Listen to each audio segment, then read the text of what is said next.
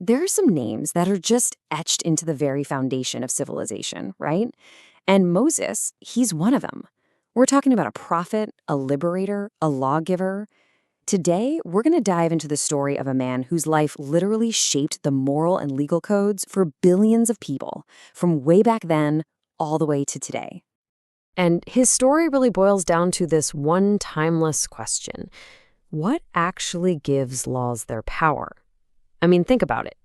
Is it just brute force? Is it because a bunch of people agree? Or is it something deeper?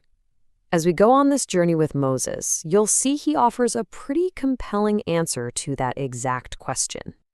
All right, so here's how we're going to break it down. First, we'll look at his incredible journey from prince to prophet. Then we'll dive into the great Exodus, that epic escape. After that, we're heading up the mountain to get a handle on the laws he brought down. And finally, we'll talk about why his legacy is still so incredibly important. So let's set the scene. We're in ancient Egypt, in the shadow of the Great Pyramids. It's a place of unbelievable wealth, but also just brutal oppression. The Israelite people, they're enslaved, their spirits totally crushed by forced labor. And it's right here, in this intense crucible of suffering, that a leader is about to be forged. Okay, so just look at this life path. It is full of these wild contradictions. First, he's saved from a death sentence as a baby. And then, get this, he's raised in the lap of luxury, in the very palace of the guy who ordered his people's oppression. Can you imagine the internal conflict? That constant pull between his privileged life and his real identity? Well, eventually that conflict just boils over and he's forced to flee into the wilderness. And the wilderness is a place that strips everything away. It's only there, when he has nothing left, that he's finally ready to hear his true calling, at a burning bush. And that calling, wow, it leads us to one of the most epic stories in all of human history, the Great Exodus. And listen, this isn't just one man's mission, no way. This is the birth of an entire nation. It's this monumental shift from slavery to self-determination that has inspired freedom movements for centuries.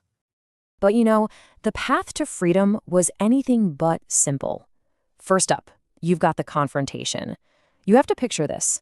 Moses, a former exile, stands before the all-powerful Pharaoh and demands, "Let my people go." Well, when talking doesn't work, divine intervention is unleashed. It all leads to this heart-stopping escape through the parted Red Sea with Pharaoh's entire army hot on their heels. And this wasn't just an escape. It was the very first step on a long, hard journey toward a brand new future. But see, freedom is about so much more than just breaking physical chains. That time in the wilderness, it became the forge for a new identity. This is where the people got the laws that would define who they were. Up on Mount Sinai, Moses delivered a moral framework that would become the foundation for countless civilizations to come. And right at the heart of this new law was an idea that was, well, it was completely revolutionary for its time. Monotheism. Think about it. In a world jam-packed with countless gods, all tied to specific places and forces of nature, the concept of one universal, invisible God was a total game changer. It meant that morality wasn't just some arbitrary thing. It wasn't about pleasing a bunch of fickle deities. It was based on a single, unchanging ethical source. And this brings us to a really key insight. Freedom in this story, it has two sides to it. You've got the political freedom, right? The liberation from slavery in Egypt. But just as important, maybe even more so, is the spiritual liberation. Freedom from that inner slave mentality, from fear, from oppression. The whole point of the law was to create a people who were not only free on the outside, but truly free on the inside. And the most famous part of this law is, of course, the 10 Commandments.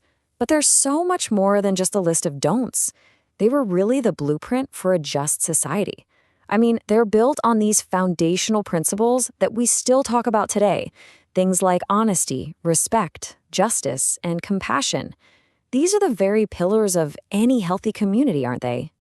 The whole relationship was framed around this idea of a covenant, a sacred agreement. And it wasn't a passive thing at all. It was a partnership, one that came with both incredible blessings and some serious responsibilities.